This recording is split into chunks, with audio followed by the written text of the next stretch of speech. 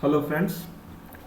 सबसे पहले आज मैं मोड चेंज कर रहा हूँ, थोड़ा सा एक्स्ट्रा मैं बोलूँगा आज, तो बता दिया है मैंने पहले ही।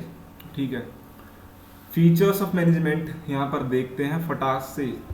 Goal oriented, multi dimensional, pervasive, continuous group activity, dynamic, intangible, last video में डिस्कस हो गए थे। बस इतना ही बताना है। आगे चलते हैं, आगे चलते हैं, बढ़ते हैं आगे। पॉइंट है ये एमसीक्यू एंड केस स्टडी, इसके ऊपर डिस्कस करने वाले हैं हम। 5 हैं ये केस स्टडी, इसमें 2 एमसीक्यू हैं और 3 केस स्टडी हैं। फ्रेंड्स, सबसे मज़ेदार चीज़ और सबसे ज़्यादा इम्पोर्टेंट केस स्टडी ही है बिजनेस में। बिजनेस में और कुछ है ही नहीं।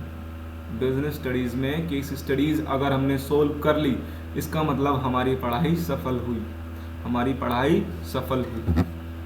सफल करनी है हमको अपनी पढ़ाई, तो फिर हमको केस स्टडी करनी होंगी डिस्कस। हमने अभी तक अपने जितने भी लेक्चर करे हैं उनका क्या रिजल्ट है पता चलता है इन केस स्टडीज़ को सोल्व करने से। फ्रेंड्स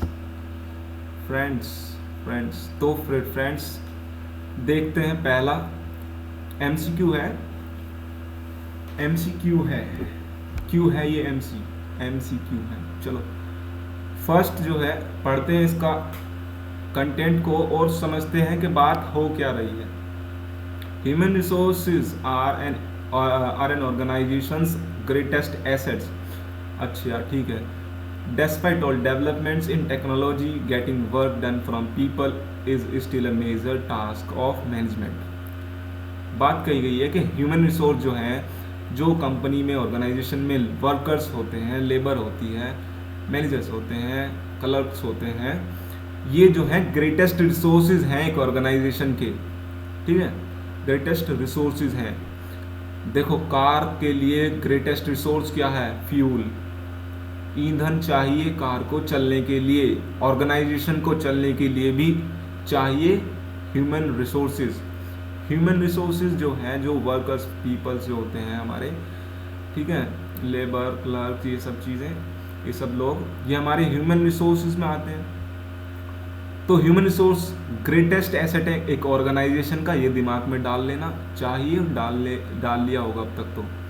आगे फ्रेंड्स बताया गया है कि इनके अलावा जो डेवलपमेंट इन टेक्नोलॉजी है, इसके अलावा लोगों से काम कराना आज भी एक मेजर टास्क है मैनेजर्स के लिए। ठीक है, समझ गए कि लोगों से काम कराना आज भी एक मैनेजर्स के लिए एक मेजर टास्क है। तो इतनी तो बात यहाँ पर बताई गई है। और आगे कहा गया है कि identify the dimension of management being described above.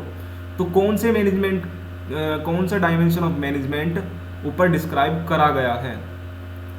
तो डायमेंशन ऑफ मैनेजमेंट जब भी हम सुने तो डायमेंशन ऑफ मैनेजमेंट का क्या है मतलब कि management is a multi dimensional. इसका मतलब क्या है कि मैनेजमेंट मल्टी डायमेंशनल है। और यहाँ पर क्या पूछा गया है? Dimension of management. ठीक है, तो उसका मतलब है जो मैनेजमेंट है वो मल्टी डायमेंशनल है। मतलब उस मल्टी डायमेंशनल में से, इसका मतलब कई डायमेंशन होगी मैनेजमेंट की, और उन कई डायमेंशंस में से एक डायमेंशन यहाँ पर पूछी गई है। क्या कहा गया है कि आइडेंटिफाई करो कि कौन सी डायमेंशन ऑफ मैनेजमेंट ऊपर डिस्क्राइब करी गई है। तो फ्रेंड्स एक बार मैं तुम्हें दिखा देता हूँ कि डायमेंशन कहाँ पे, कभी भूल गए हो, कभी लेक्चर देखा भी ना हो। तो देखो friends, management is multi dimensional. एक डायमेंशन है मैनेजमेंट ऑफ वर्क, दूसरी मैनेजमेंट ऑफ पीपल, थर्ड है मैनेजमेंट ऑफ ऑपरेशन। इसके अलावा और नहीं है, 3 है। तो यहाँ पर यही पूछा गया है कि जब ऑर्गेनाइजेशन में ह्यूमन रिसोर्स ग्रेटेस्ट एसेट है और डेवलपमेंट और टेक्नोलॉजी में जो है, इसके डेवलपमेंट इन टेक्नोलॉजी जो है, इसके अलावा मशीन्स के से जो काम लेते हैं, इसके अलावा जो लोगों से काम करवाते हैं, आज भी वो मैनेजर्स के लिए एक मेजर टास्क है। तो आइडेंटिफाई करिए कि कौन सी डायमेंशन ऑफ मैनेजमेंट ऊपर डिस्क्राइब करी गई है। तो फ्रेंड्स जब लोगों की बात चल रही है तो मैनेजमेंट ऑफ ऑपरेशन ही होगा या नहीं? लेकिन नहीं, ऑपरेशन नहीं है। या फिर मैनेजमेंट ऑफ वर्क होगा? भाई देखो, वर्क, ओवरऑल वर्क, जो टास्क परफॉर्म करना उसके लिए मैनेज करना। भाई मान लो मेरे को चाहिए 10 यूनिट प्रोड्यूस करनी है मेरे को एक हफ्ते में, तो वो मेरा वर्क है, जो भी यूनिट्स। फिर कैसे करनी है, कन्वेयर बेल्ट लेना है, चारकोल लेना है, जो भी हमारा मटेरियल यूज़ होता है ये, तो उन 10 यूनिट्स प्रोड्यूस करने के लिए क्या ऑपरेशन होगा, मैनेजमेंट ऑफ ऑपरेशन हो गया। पर यहाँ तो लोगों की बात ही नहीं हो रही है। उन लोगों को उन 10 यूनिट्स को प्रोड्यूस करने के लिए मुझे चाहिए 100 लोग, 100 लेबर चाहिए मुझे, 100 वर्कर्स। अब आती है बात कि भाई हाँ, इंसान की बात हो रही है, 100 वर्कर्स। तो कहने का मतलब ये है कि management of operation, work, management of work, ये तो यहाँ पर ऊपर बात हो ही नहीं रही। यहाँ तो बात हो रही है कि getting work done from people, जो है लोगों से काम कराना एक मेजर टास्क है मैनेजर्स के लिए। तो फ्रेंड्स, सीधी सी बात है कि मैनेजमेंट ऑफ पीपल 100% ये ही है इसका आंसर, क्योंकि यहाँ पर बात करी जा रही है कि लोगों से टास्क कराना एक मेजर टास्क है मैनेजर्स के लिए। तो बिल्कुल मैनेजमेंट ऑफ पीपल इसका एक एक्यूरेट, एक करेक्ट आंसर है, क्योंकि यहाँ पर ना तो बात करी जा रही है कि वर्क की और कैसे करना है, ना ऑपरेशन की। तो मैनेजमेंट ऑफ वर्क और ऑपरेशन नहीं होंगे, मैनेजमेंट ऑफ पीपल होगा। अब आप कहोगे कि ऑल ऑफ द अबव हो जाएगा, क्योंकि यहाँ पर बात करी जा रही है कि despite all developments in technology, कि यहाँ पर हो सकता है कुछ बच्चे ऐसा अज्यूम करें कि डेवलपमेंट इन टेक्नोलॉजीज तो है ही, और getting work done from people जो है वो भी एक मेजर टास्क है मैनेजर्स के लिए। तो हो सकता है कि सबकी बात करी जा रही हो, ऑल ऑफ द, लेकिन यहाँ पर पूछा क्या गया फ्रेंड्स, इस पर भी ध्यान देना है, कि यही मेन चीज़ है कि ये कमेंट लिखी है, इसको पढ़ना ध्यान से, ठीक है। Identify the dimension of management being described above, तो डायमेंशन पूछी है, ठीक है, डायमेंशंस नहीं, डायमेंशन। तो डायमेंशन तो बिल्कुल 100% मैनेजमेंट ऑफ पीपल ही है, क्योंकि यहाँ पर बात ही केवल getting work done from people is still a major task of manager, ये है पॉइंट में, ये लाइन मेन है। तो उससे पढ़कर हमें समझ में आता है कि मैनेजमेंट ऑफ पीपल क्या है। ये ऊपर जो डिस्कशन किया गया है ये मैनेजमेंट ऑफ पीपल से संबंध रखता है, ठीक है। नेक्स्ट हमारा MCQ है, MCQ है, management always work by keeping an and result और एम ऑफ द ऑर्गेनाइजेशन। तो मैनेजमेंट जो है, management always work by keeping an and result. देखो, जो एंड रिजल्ट है, जो गोल्स हैं ऑर्गेनाइजेशन के और जो एम ऑफ द ऑर्गेनाइजेशन है, उसके लिए ही मैनेजमेंट हमेशा काम करता है, ठीक है। Always work by keeping an and result. All such activities of managers, और जितनी भी एक्टिविटीज होती हैं वो किसके लिए करी जाती हैं। एक मैनेजर कुछ जितनी भी एक्टिविटीज करता है वो इस तरह से करी जाती हैं, directing toward the end result. उनकी जो डायरेक्शन होती है, मतलब उन एक्टिविटीज को करने के पीछे जो महत्व है वो क्या है कि एंड रिजल्ट अचीव करना, मतलब goal of the organisation achieve करना, ठीक है, हमको पता लग गया। और यहाँ पर हम ये भी समझ सकते हैं कि पहले भी वही बात करी गई है कि मैनेजमेंट का जो है ध्यान हमेशा होता है कि एंड रिजल्ट्स को अचीव करना। और दोबारा फिर यहाँ पर बात करेगी कि जितनी भी एक्टिविटी मैनेजर्स के द्वारा करी जाती हैं वो भी एंड रिजल्ट्स को अचीव करने के लिए ही डायरेक्ट होती हैं। दोनों बात समझ में आ गई, दोनों बात बिल्कुल एक सी हैं। आगे पूछा क्या है कि it is related to which features of management, तो किस फीचर से रिलेटेड है। ये जो ऊपर की दो लाइनें हैं, कौन से फीचर ऑफ मैनेजमेंट से ये रिलेट करती हैं। क्या मैनेजमेंट इज मल्टी डायमेंशनल, इससे रिलेट करती है। मैनेजमेंट इज कॉन्टीन्यूस, इससे रिलेट करती है। मैनेजमेंट इज इंटेंजिबल, इससे रिलेट करती है। देखो, इंटेंजिबल का तो कहीं से कहीं तो कोई मैटर ही नहीं बैठता, ठीक है, यहाँ फीलिंग की कोई बात ही नहीं आ रही है, ठीक है। मैनेजमेंट इज मल्टी डायमेंशनल, तो यहाँ पर डायमेंशन पूछी भी नहीं है, फीचर ऑफ मैनेजमेंट पूछा है। लेकिन हो सकता है क्योंकि मैनेजमेंट इज मल्टी डायमेंशनल एक फीचर है और इसके अंदर 3 डायमेंशंस हैं, तो हो सकता है मैनेजमेंट मल्टी डायमेंशन। लेकिन क्यों नहीं है, क्योंकि एंड रिजल्ट्स की बात करी जा रही है और एंड रिजल्ट्स किस में डिस्कस किया जाता है। एंड रिजल्ट्स जो है, जो गोल ऑफ द ऑर्गेनाइजेशन है, उसमें डिस्कस किया जाता है। तो मल्टी डायमेंशनल होता तो यहाँ पर बात होती कि भाई मैनेजमेंट जो है काफ़ी चीज़ों में डील करता है, वर्क में, ऑपरेशंस में, ठीक है, मैनेजमेंट ऑफ पीपल में डील करता है, तो फिर हो जाता है मैनेजमेंट ऑफ मल्टी डायमेंशन। लेकिन नहीं, वो भी ऐसी कोई बात नहीं हो रही है। Management is a continuous process, तो मैनेजमेंट इज कॉन्टिन्यूस वो भी बिल्कुल नहीं है, क्योंकि यहाँ पर बात करी जा रही है कि एंड रिजल्ट्स को अचीव करने की, और मैनेजर्स का जो काम होता है वो एंड रिजल्ट्स पर को अचीव करने के लिए होता है। मैनेजमेंट जितनी भी एक्टिविटी करते हैं वो सारी एक्टिविटी में एंड रिजल्ट्स को डायरेक्ट करती हैं। तो फिर क्या होगा, management is a goal oriented process. क्या ये हो सकता है? देखो यहाँ पर 2 बार कहा गया है कि एंड रिजल्ट्स जो कि गोल होते हैं, ठीक है, एंड रिजल्ट्स क्या होते हैं? Goal of the organisation, and result, um, and result. तो बिल्कुल साफ यहाँ पर नज़र आ रहा है कि जो मैनेजमेंट है, management is goal oriented process, क्योंकि यहाँ पर बार बार वही बात करी गई है। ऊपर जो जिस संबंध पे बात करी गई है वो क्या संबंध रखता है कि management is A goal oriented process. इसके संबंध में management is A goal oriented process, इसके संबंध में ऊपर बात कही गई है। ठीक है फ्रेंड्स, नेक्स्ट हमारा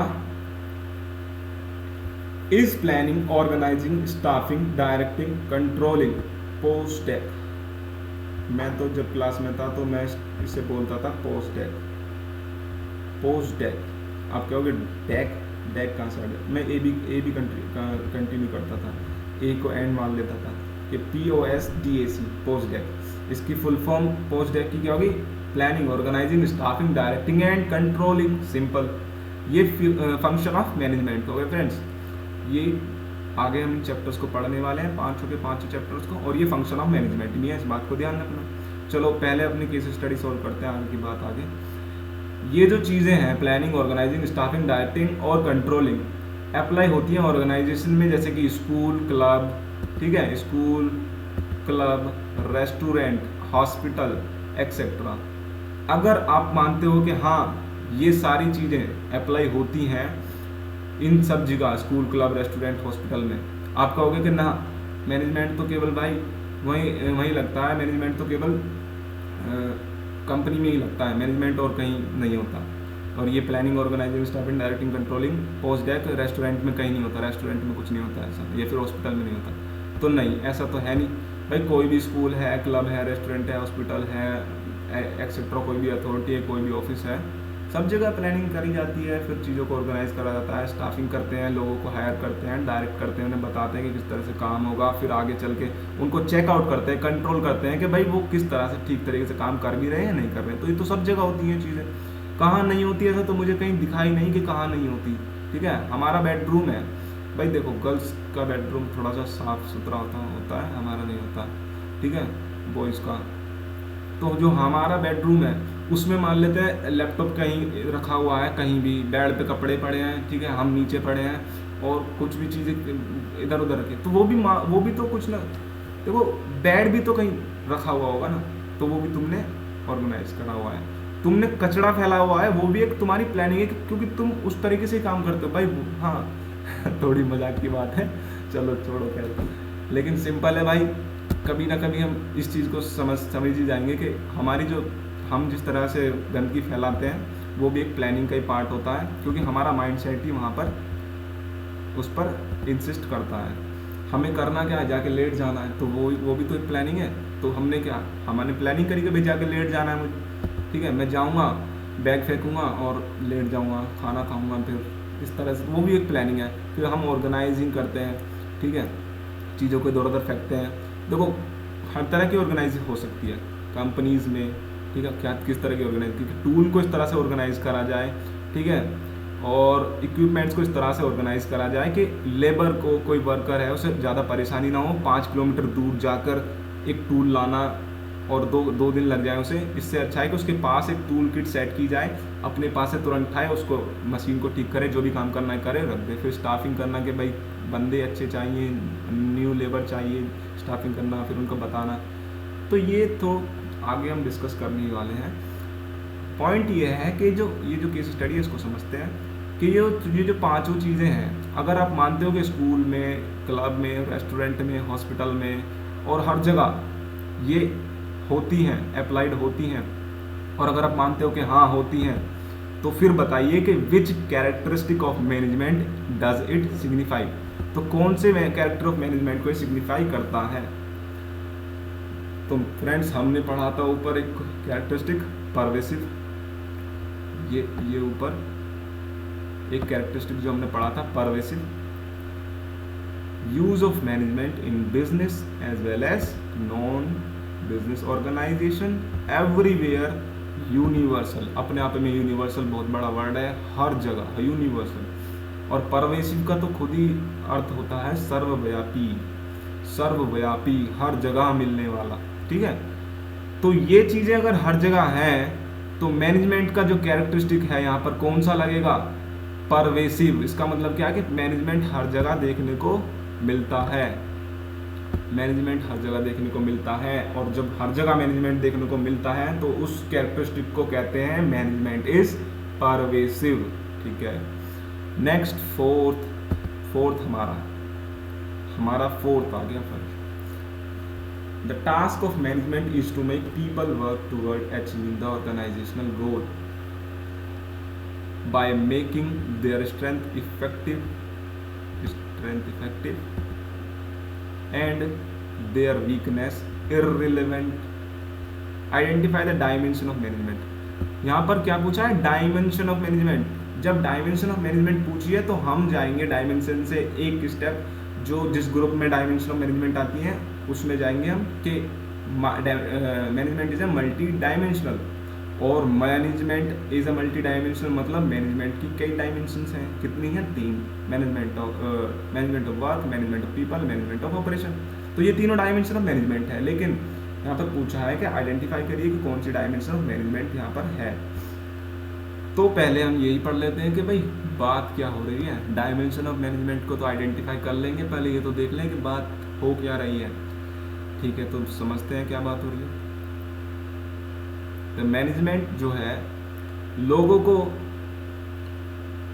अचीव करता है, work toward achieve the organisation goal by making their strength. मतलब ये है कि जो मैनेजमेंट, जो टास्क ऑफ मैनेजमेंट है, जो मैनेजमेंट पूरा जो मतलब हर तरह का मैनेजर लेके ऊपर से नीचे तक, हायर टू लोअर लेवल, उनका क्या टास्क है कि लोगों को जो है अचीव करें टुवर्ड अचीविंग द ऑर्गेनाइजेशन गोल, के जिस तरह से मतलब उनको काम करना है, उनको इस तरह से यूज़ करें कि जिससे जो गोल ऑफ ऑर्गेनाइजेशन है, ठीक है, वो अचीव हो सकें, ठीक है। ये तो समझ में आ गया।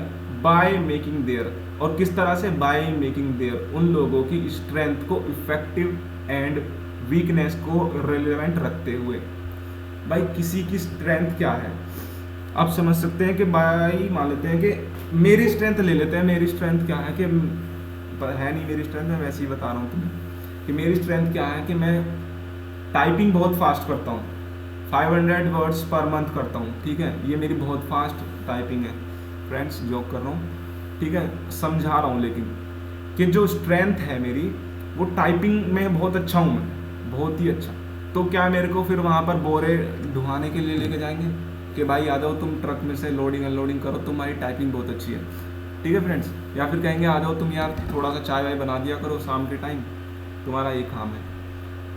तो नहीं, मुझे नहीं लगता ऐसा होगा, क्योंकि अच्छा मैनेजमेंट समझ सकता है कि भाई इस बंदे की टाइपिंग अच्छी है, इसको हम टाइपिंग से रिलेटेड काम देते हैं जिससे कि जो इसकी स्ट्रेंथ है उसको हम इफेक्टिवली यूज़ कर सकें, और जो इसकी वीकनेस है उसको हम इररिलेवेंट रख सकें। तो फिर इन दोनों बातों की यहाँ पर बात हो रही है कि स्ट्रेंथ को इफेक्टिव रखें और वीकनेस को इररिलेवेंट रखें। तो ये किसके संबंध में बात करिए, भाई किसकी स्ट्रेंथ होती है, स्ट्रेंथ इंसान की तो होती है। भाई मशीन तो कर ही लेगी, मशीन को फर्क नहीं पड़ता, मशीन को जो तुम काम दोगे, जिस चीज़ के लिए उसको तुम फंक्शन करोगे, उस मशीन को उस तरीके के लिए उस काम को वो करने के बिल्कुल एबल होती है। लेकिन जो है इंसान क्या है, किसी काम को करने में सक्षम होता है, किसी काम को नहीं होता।